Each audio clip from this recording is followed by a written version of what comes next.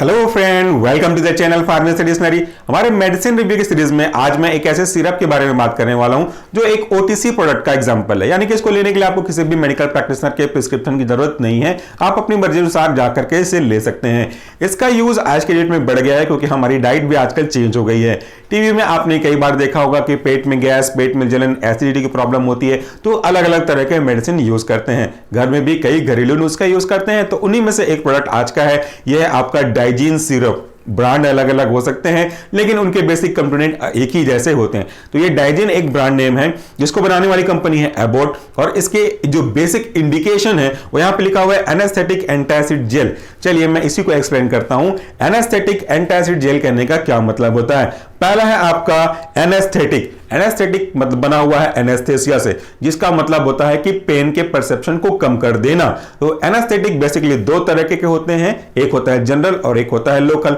आज के इस वीडियो के रिस्पेक्ट में जनरल का यहां पे कोई काम नहीं है, यह है local anaesthetic. So what is the meaning of local anaesthetic? Local anaesthetic ऐसे एजेंट होते हैं जो किसी पर्टिकुलर लोकल पार्ट पे, restricted part of the area पे पेन के परसेप्शन या पेन के सेंसेशन को रिवर्सिबली ब्लॉक कर देते हैं, यानी कि वापस से ठीक हो सकता है, वापस से पेन आ सकते हैं। तो ये उसको बोलते हैं एनेस्थेटिक। दूसरा है इसमें एनाल्जेसिक एंटासिड। एंटासिड बना हुआ है एंटी एसिड से, दैट मींस ऐसा एजेंट जो कि एसिड के अगेंस्ट में काम करता होगा। एसिड केमिकल नेचर है तो उसका अगेंस्ट में काम करने वाले का बेसिक नेचर होगा ऑब्वियसली, तब भी जाकर के उसको न्यूट्रल करेगा। तो ये एक सिरप ऐसा है जो कि पेट के दर्द को कम करने का काम कर रहा होगा, साथ में जो एसिड की वजह से, जो अल्सर की वजह से पेन हो रहा होगा उसको भी ये न्यूट्रल करने का काम कर रहा होगा एज अ एंटासिड। कई बार हम ऐसी चीजें खा लेते हैं मसाला मिर्च वाला जो कि बाद में हमारे पेट में जलन कॉज करता है, तो ऐसे केस में उस एसिडिटी को न्यूट्रल करेगा और जलन के एहसास को कम कर देगा। तो ये तो उसकी कैटेगरी या उनका इंडिकेशन हो गया। चलिए देख लेते हैं कि इसके अंदर कौन कौन से बेसिक इंग्रेडिएंट हैं। तो इसमें जो कई इंग्रेडिएंट में से एक है आपका ऑक्सेटाकेन, जो कि एक एनाल्जेसिक एनेस्थेटिक का एग्जांपल है। दूसरा है इसमें magnesium hydroxide, dried aluminium hydroxide और साइमेथिकोन। ये आपके एल्यूमिनियम हाइड्रोक्साइड और मैग्नीशियम हाइड्रोक्साइड एंटासिड का एग्जांपल है जो रेस्पेक्टिवली न्यूट्रल करके देते हैं।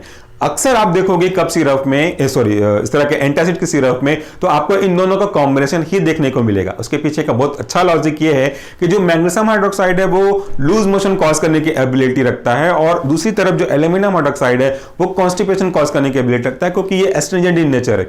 सो अगर आप दोनों में से किसी एक को दोगे तो उसका असर आपको देखने को मिलेगा। अगर मैग्नीशियम हाइड्रोक्साइड अलोन यूज करेंगे तो वहां पे लूज मोशन कॉज होने के चांसेस हैं, तो उसकी जगह अगर एल्यूमिनियम हाइड्रोक्साइड अलोन यूज करोगे तो कॉन्स्टिपेशन होने के चांसेस हैं।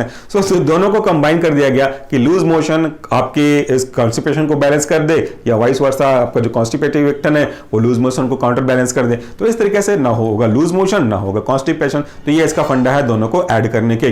तो इस तरह के एंटासिड का यूज हम कर सकते हैं, लेकिन कई ऐसे चीजें भी हमको सावधानी रखनी पड़ेगी कि अगर आप आयरन कंटेनिंग सब्सटेंस कुछ ले रहे हो, हीमेटेनिक्स आपको दिया गया है, ब्लड बढ़ाने या हीमोग्लोबिन बढ़ाने की दवाई आपको दी गई हो, तो दोनों को, यानी कि उस ब्लड बढ़ाने की दवाई को और उस एंटासिड को एक साथ ना लें। कई एंटीसेप्टिक भी ऐसे होते हैं जो एंटासिड के प्रोसेस में काम नहीं करते हैं, तो इसके लिए एक बार आपको डॉक्टर से सलाह लेनी पड़ेगी कि सर मैं कंटिन्यूअसली एंटासिड लेता हूं, तो जो दवाई आप दे रहे हो, एंटीबायोटिक या दवाई दे रहे हो हीमेटेनिक्स, क्या उसे मैं ले सकता हूं, या ले सकता हूं तो कितने गैप के अंदर रखूं, ये आप जान लें। क्योंकि ये तो ओटीसी है, बट जो एक और ड्रग होगा वो जरूरी नहीं कि ओटीसी ही हो, तो इसका आप ख्याल रखें।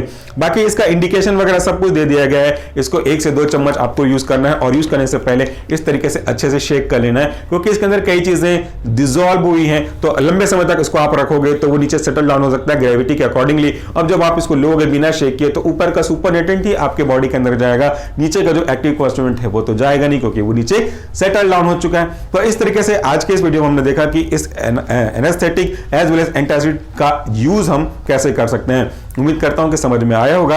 एक चीज जाते जाते और बता दूं कि अगर आपको लंबे समय से लगातार इस तरह की जलन या फिर एसिडिटी की प्रॉब्लम हो रही है तो इसे नॉर्मली ना लें। हो सकता है इसके पीछे कोई कारण हो सकता है अल्सर होने की चांसेस हो सकते हैं। तो अगर ज्यादा समय तक लगातार बना रहे तो एक बार अपने डॉक्टर से कंसल्ट जरूर कर लें। So friend, that's it for the day. Thank you so much for watching this video. नमस्कार, टेक केयर।